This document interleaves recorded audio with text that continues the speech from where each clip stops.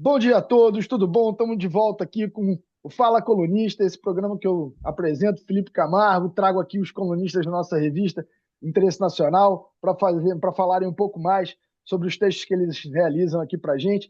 Hoje eu tenho o grande prazer de receber de novo o Sérgio Florencio. Eu vou incomodar ele muito, porque ele está fazendo uma série de textos sobre o Tocqueville e a democracia na América. Esse aqui é o segundo texto que a gente está fazendo. E para apresentar ele, ele é economista, ele foi embaixador no México, no Equador e representante na ONU, em Genebra. Foi professor do Instituto Rio Branco e foi diretor do IPEA. Tudo bom, Sérgio? Como é que você está? Tudo bom, prazer falar com você. Muito bom ter essas conversas aí. Perfeito. Então, só para recapitular, a gente fez um primeiro programa aqui, que foi sobre o primeiro texto, seu primeiro texto, que foi Caminhos da Democracia um, que foi sobre o vislumbre do Tocqueville sobre a democracia na América. Agora, esse segundo texto é sobre os problemas que ele identificou, e que, na verdade, não os problemas que ele identificou naquele momento, mas os problemas futuros que poderiam ter na democracia na América. E eu queria que você falasse um pouco para a gente sobre essa experiência do Tocqueville e os problemas que a democracia podia ter e que talvez esteja tendo. Perfeito.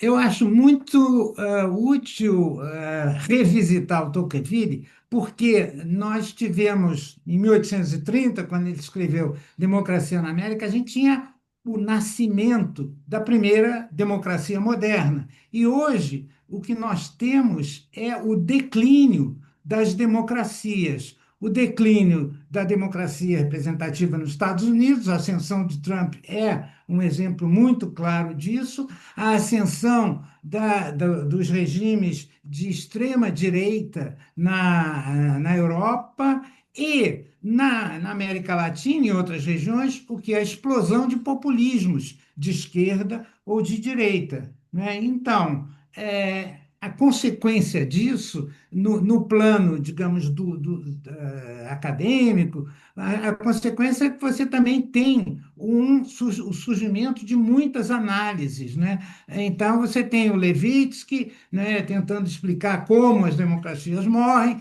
Depois do 6 de janeiro, em Washington, aí ele resolveu escrever como salvar a democracia. Tem outros estudiosos importantes, como o Yasha Mounk, né, o alemão, que estuda o povo, né? Tem um livro chamado O Povo contra a Democracia. Ou seja, e depois publicou um outro, que é o Grande Experimento. Então, tudo isso demonstra o quê? Demonstra uma tentativa de compreender essa crise, esse declínio substancial da democracia. E há, digamos, diferentes explicações para isso, né? Quer dizer, o Tocqueville mostrava que a democracia declina, né? A democracia começa a ter problemas sérios quando a equação que ele estabelece, né, entre igualdade e liberdade, ela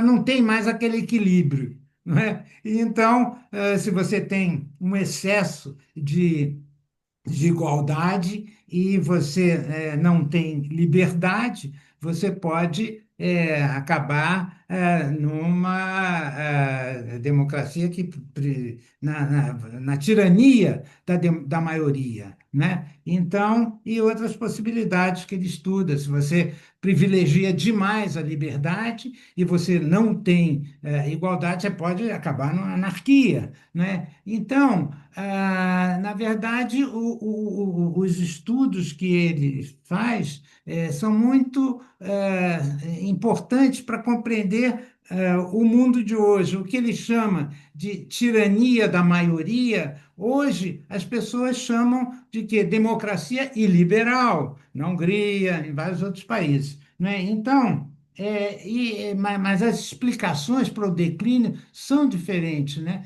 Quer dizer, o que eu mencionei é a visão de Tocqueville. A visão do Levitsky, por exemplo, é que, na verdade, o declínio da democracia nos Estados Unidos começa quando aquele sistema controlado de delegados que representavam o pensamento predominante na elite do Partido Democrata, na elite do Partido Republicano, aquilo começou a se desfazer em 1972, quando os delegados passaram a ser eleitos. Então, Uhum. desapareceu, na visão do Levitsky, então, digamos, uma explicação importante para compreender esse declínio da democracia é que antes, num sistema em que você tinha elites consagradas dos dois partidos e elas influenciavam na escolha dos candidatos, à medida em que esses delegados são eleitos, então desaparece o que eles chamam de gatekeeper, né? Desaparece a figura dos guardiões da democracia. Na medida em que desaparecem os guardiões da democracia, o que é que você tem? Você tem um surgimento dos outsiders, né? Ou seja, figuras políticas que não tinham trajetória nenhuma, mas que tinham popularidade e que são, então, indicados candidatos e, inicialmente, com a grande resistência, como foi o caso do Trump, mas que, na medida em que a popularidade é tão grande, o partido não tem condições de segurar. Então, digamos, essa é um pouco a explicação do Levitsky, mas E lógico que essa explicação é muito funcionalista, vamos dizer, né? Tem por trás uma é explicação uma muito mais coisa nova, funcional. né? É uma Mas coisa nova. trazendo lá é impressionante, né? Porque trazendo lá para o Tocqueville, que foi um cara que escreveu A Democracia na América em 1810, uma coisa assim, um pouco mais, até 1815, uma coisa do gênero, e que antes da Guerra Civil, antes de todas as reformas que tiveram no final do século XIX nos Estados Unidos, que fizeram os Estados Unidos ser o que é, até antes da expansão americana para o oeste, né? E aí ele traz muitas coisas com relação aos problemas que podem levar os Estados Unidos até uma ditadura da maioria, né? Uhum. Incluindo, incluindo a relação do, do,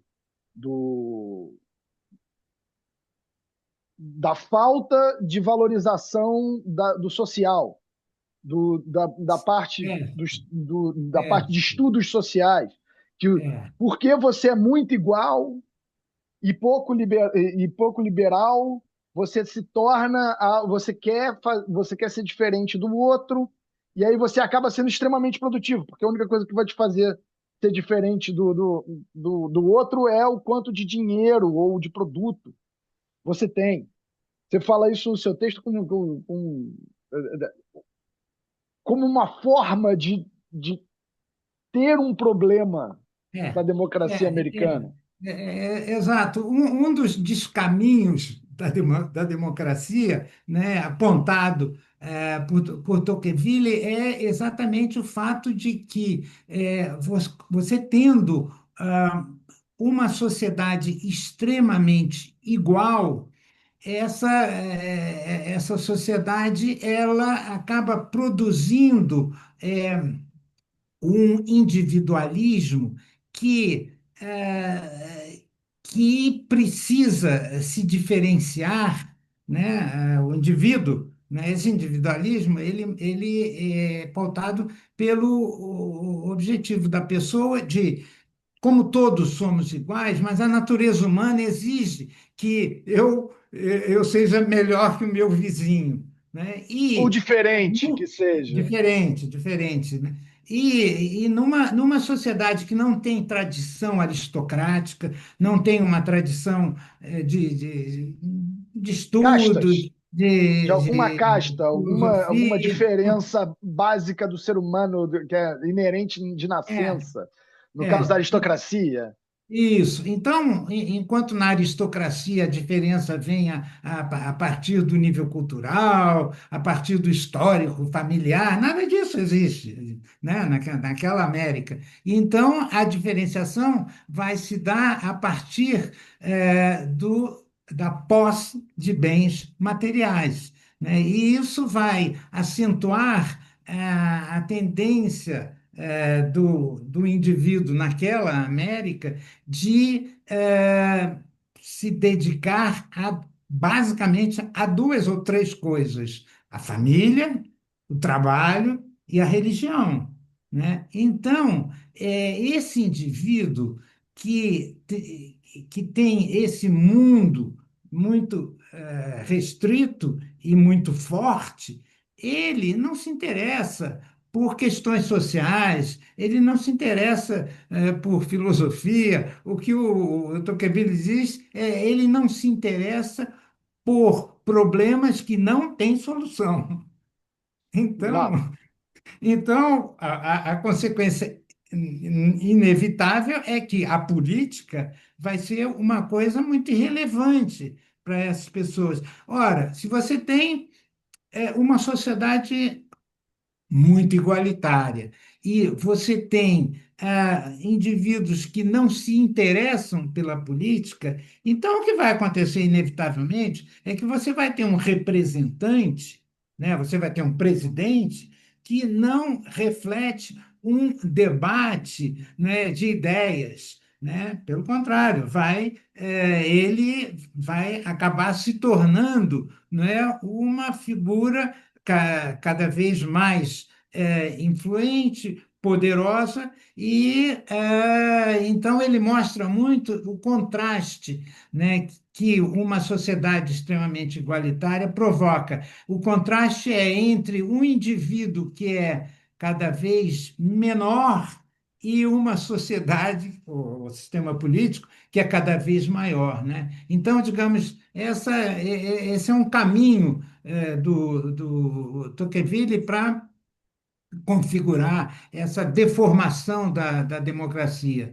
Agora, mais recentemente, aí há outras maneiras de explicar esse declínio, inicialmente, digamos, o fato de que a democracia, hoje, a democracia exige, né, um certo crescimento econômico, né, uma certa distribuição de renda, né, um certo padrão de vida, e isso vem sendo sacrificado, né? Acho que é o Monk que mostra que de 1935 a 1960 a renda da família americana dobrou, né? Depois de 60 a 85 a renda dobrou. A Dobrou de partir de novo. então estagnou. A partir de então estagnou. Então essa primeira, digamos, esse primeiro parâmetro para a democracia, que é um certo crescimento econômico, uma certa distribuição de renda, um certo padrão de vida, digamos, isso piorou substancialmente, né? O segundo parâmetro é, digamos, democracia e liberalismo, né? E isso, o que nós estamos vendo, né, é a ascensão de bom, Trump nos Estados Unidos, não é? Partidos de extrema-direita na Europa, quer dizer, a AfD na Alemanha, né? Meloni na Itália, e E na França, até na fora da Alemanha. Europa, o Erdogan É, na Turquia, isso. a América Latina aqui com populismos de Estado em É, todos não, mas numa boa parte dos países é, da América Latina, a gente está é, vendo um avanço muito grande de uma degradação democrática no mundo, pelo é, menos na visão que Tocqueville trazia da democracia, né? Exatamente, e mesmo na visão moderna. Então, digamos, os três fatores seriam, primeiro, esse mais econômico, não é? Que é um declínio do crescimento econômico e concentração de renda. O segundo é esse binômio democracia e liberalismo, né? E o terceiro é muito interessante. O terceiro é muito estudado, na verdade, pelo Moon. Por quê?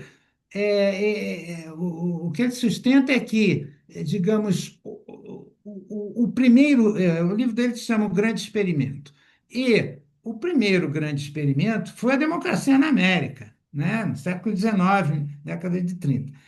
E o grande experimento hoje, o que que é? É ter democracia em países que não têm homogeneidade étnica, né, que tem um contingente migratório muito grande, não absorvido, né, e como fazer prevalecer um regime democrático nessas condições.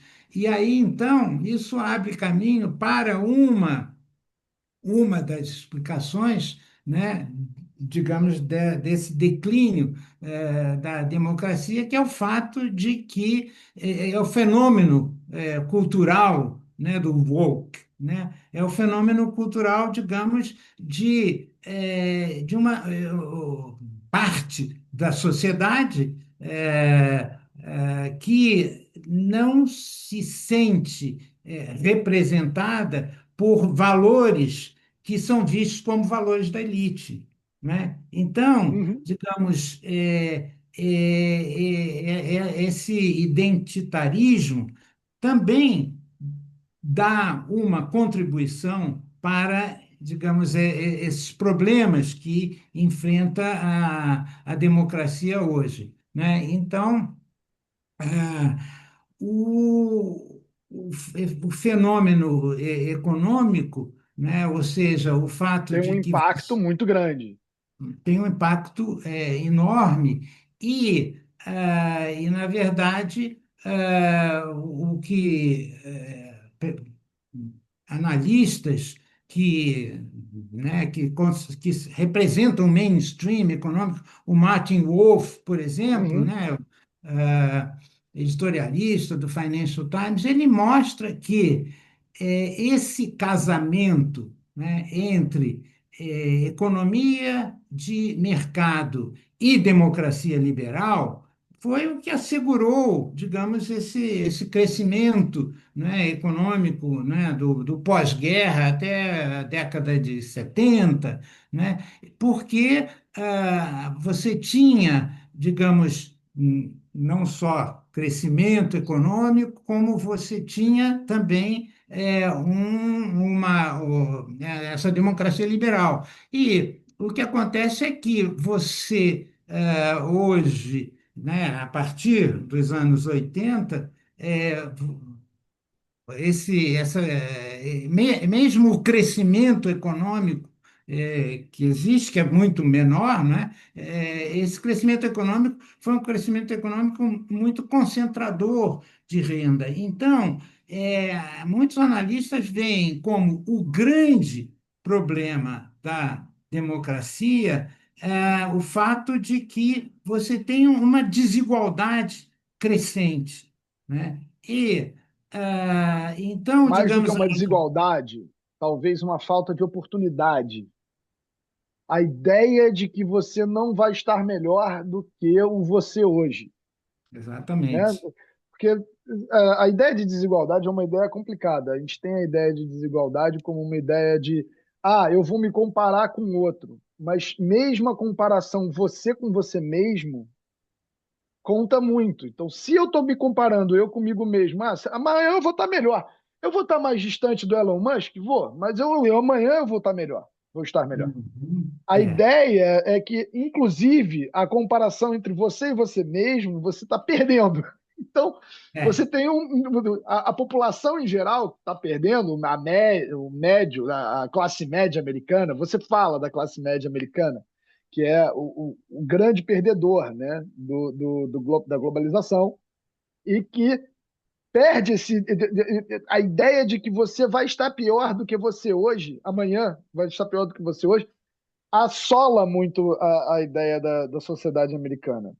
Sem dúvida. Né? E isso é muito produto do fato de que você teve uma globalização, né, que muitos economistas mostram que foi longe demais, né? E essa globalização acabou privilegiando, né, países como a China, que têm competitividade maior, e isso resultou numa desindustrialização dos Estados Unidos, e não só a globalização em si, mas também a tecnologia, né, que acabou sendo um fator concentrador de renda, né? Então, digamos, esses elementos contribuíram para que você tivesse cada vez mais uma democracia que conta com uma massa grande da população que não se sente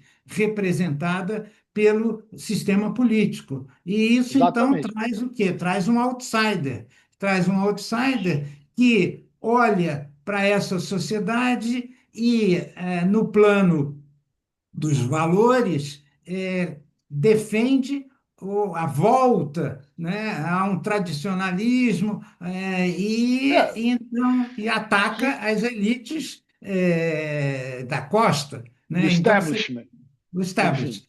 Mas, mas uma coisa interessante, que aí, de novo, vou voltar para Tocqueville, porque realmente Uhum, esse seu texto é muito sobre Tocqueville, e a gente vai uhum, trazer os outros textos vão vir, e vão mostrar tudo isso, e é impressionante que Tocqueville foi lá e previu, porque ele é, fala sobre as formas antidemocráticas que ele aborda no texto dele, são exatamente essas formas, ou exatamente não, né? Mas são muito parecidas.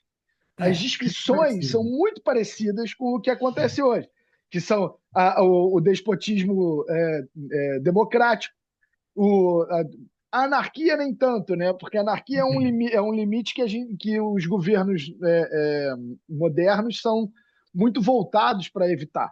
Mas, por exemplo, uma coisa de ser um despotismo suave, uma democracia dos manufatureiros, uma coisa do Tocqueville de que as instituições são ele nem usa instituições, porque nem existia esse conceito na época, mas o governo, as instituições, o Estado é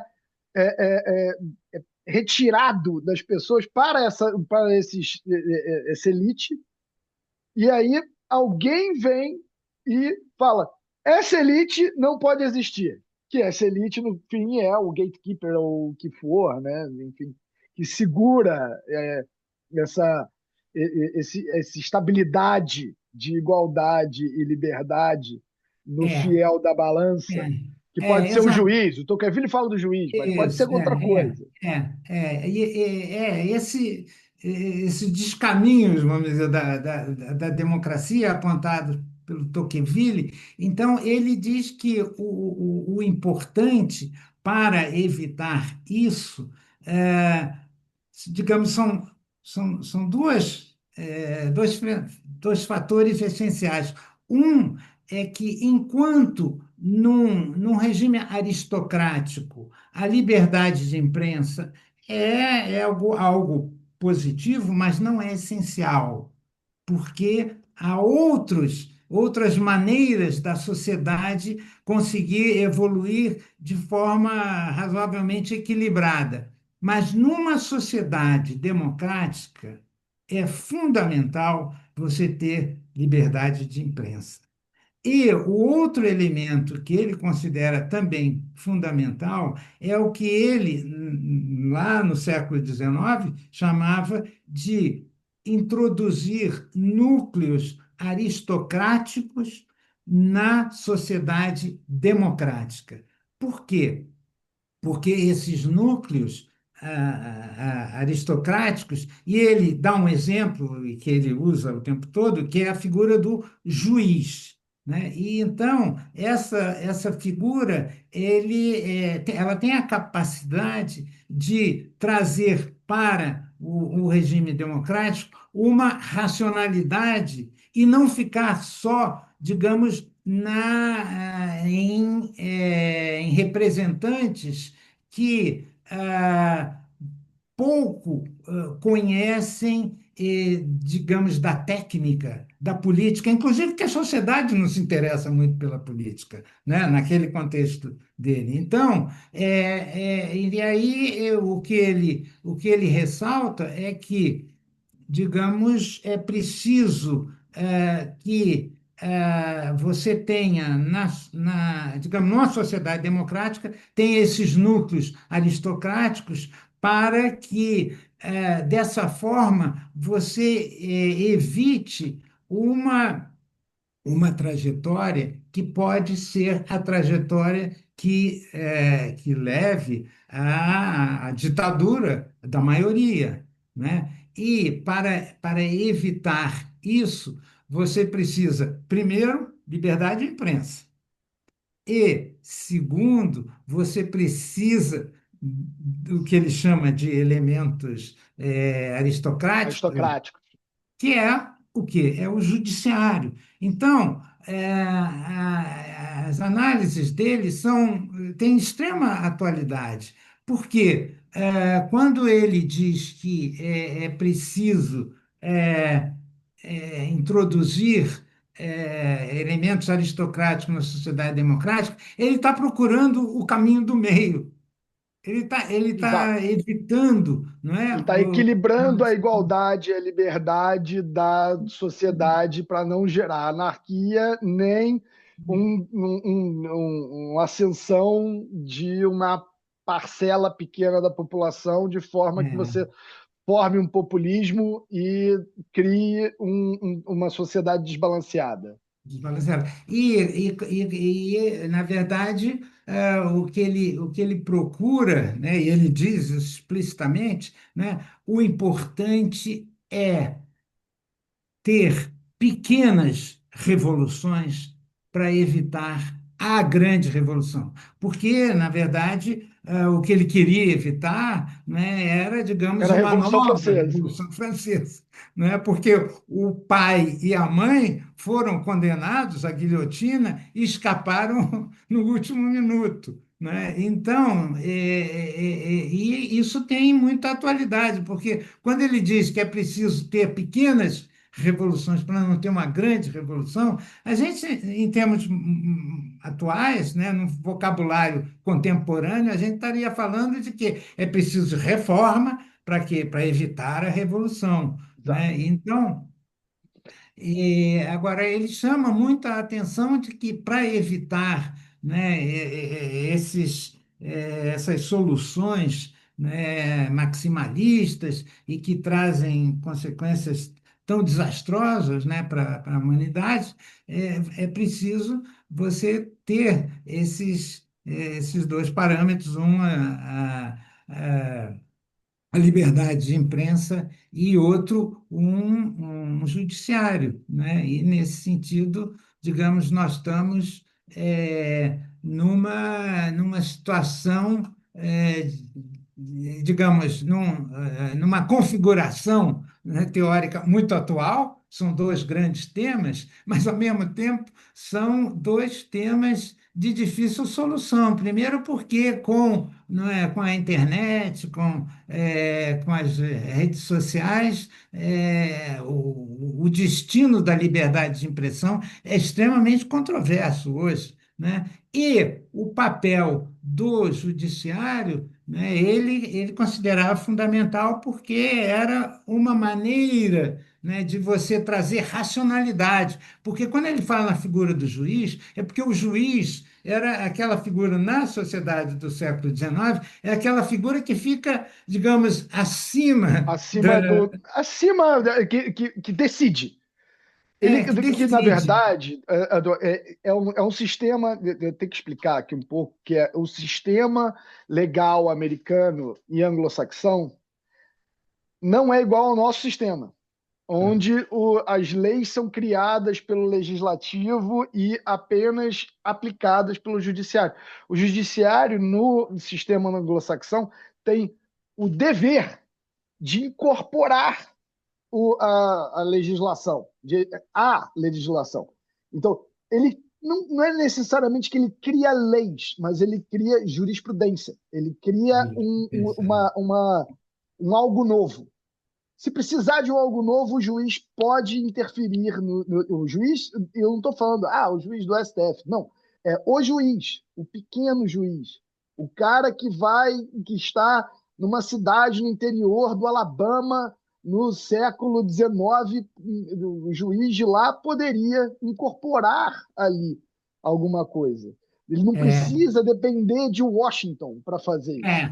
é, ou seja, é a diferença entre o direito positivo, né, digamos, da França e a common law, né, britânica, né? Ou Exatamente. seja, essa visão do Tocqueville é muito mais próxima de uma visão do liberalismo inglês, né, século XVIII, Locke, né, do que a visão de, digamos, dos enciclopedistas que acabaram Que são franceses. Boa parte deles são apoiando, franceses. lógico, lógico, apoiando a Revolução Francesa, né? Então, ele não diz isso explicitamente, porque nem podia dizer, né? Mas a visão dele é muito mais aquela visão de um liberalismo, né, inglês, né, do que a visão dos revolucionários, né, na França, né? É uma. E é isso que me atraiu tanto no seu texto. E aí, assim, eu queria que você falasse um pouquinho, tá? Só para terminar, do nosso último. Porque eu quero também economizar um pouco, porque a gente ainda vai ter outros encontros. Que eu sei, porque você me mandou os textos que você escreveu, e eu sei que vai ter mais encontros se eu for querer te entrevistar de novo sobre esses textos. E, mas nesse texto especificamente que a gente está falando hoje, Os Males da Democracia, tem uma coisa que você destaca lá, que são os caminhos alternativos que Tocqueville dá. E aí eu queria que você listasse, eu vou listar aqui, eu queria que você falasse um pouquinho sobre eles, que é evitar que a igualdade e a liberdade se imponham uma sobre a outra, introduzir núcleos aristocráticos, que a gente já falou aqui, mas eu queria que você fosse muito didático nessa questão, porque faz muita diferença para os próximos, inclusive para os próximos textos que vão sair e para os próximos, para as próximas entrevistas que a gente vai ter, e a aprimoração das associações, que é É. uma coisa que a gente falou muito pouco, mas que é Uhum. engraçado, porque pode ser uma forma de você evitar essa redução da democracia, né? Essa queda na democracia. É, as associações são para ele um elemento fundamental para compreender, digamos, uma democracia que equilibre, né, essas duas variáveis, né, liberdade e igualdade. E, o problema que ele analisa é,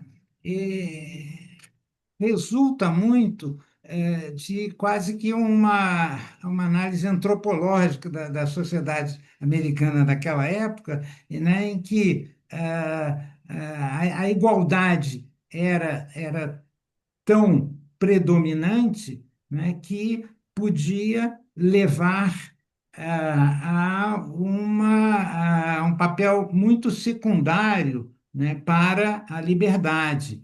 E o que ele ressalta é que os regimes onde a igualdade é muito predominante, eles tendem a ser regimes que levam a, a um papel do Estado maior. Por quê? Porque o indivíduo acaba se preocupando com os valores maiores da sua existência, que eu falei que é é o trabalho, é a família, é a religião, e então a preocupação com o conjunto da sociedade, com o sistema político, isso daí fica muito eclipsado e, em consequência disso, a igualdade vai cada vez prevalecendo mais e aí a liberdade se torna irrelevante, né? Irrelevante. Então, é, por isso é que ele chama a atenção de que você precisa introduzir elementos que não reforcem essa igualdade. E qual é o elemento que não reforça essa igualdade? É você trazer núcleos aristocráticos nessa sociedade democrática, né? Que Ou seria seja, uma é, aprimoração das associações entre as e, pessoas para você ter uma participação política maior dentro da exatamente, sociedade. a associação permite isso, porque ele diz que é interessante que ele diz que, na verdade, são dois livros, A Democracia na América. Um Eu livro, sei. né, maravilhado, né, com o grande experimento da democracia, e um segundo, a metade E do são dois livro. volumes também. A Democracia na É, América são dois uma- volumes. é, Para quem não conhece a e Democracia na América.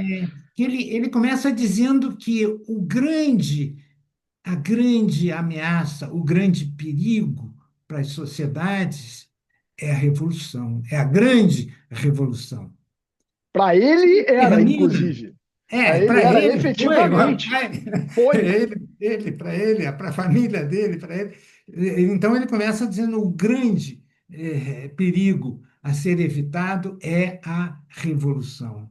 É, Ele termina dizendo que há um perigo maior ainda, é a impossibilidade total de você ter mudanças. mudanças, pequenas revoluções, Esse é o né? detalhe. Então é Sérgio, isso. eu vou segurar um pouquinho. Vou fazer um vídeo menor dessa vez, porque eu quero fazer um novo com você. Tá Eu bom. sei que vai vir mais textos, ok? Uhum. E aí a gente já está, inclusive, entrando lá nos outros textos. Eu estou ficando aqui desesperado, porque eu já li os textos. Nossos ouvintes vão saber, eu já li os textos. Esse é o problema.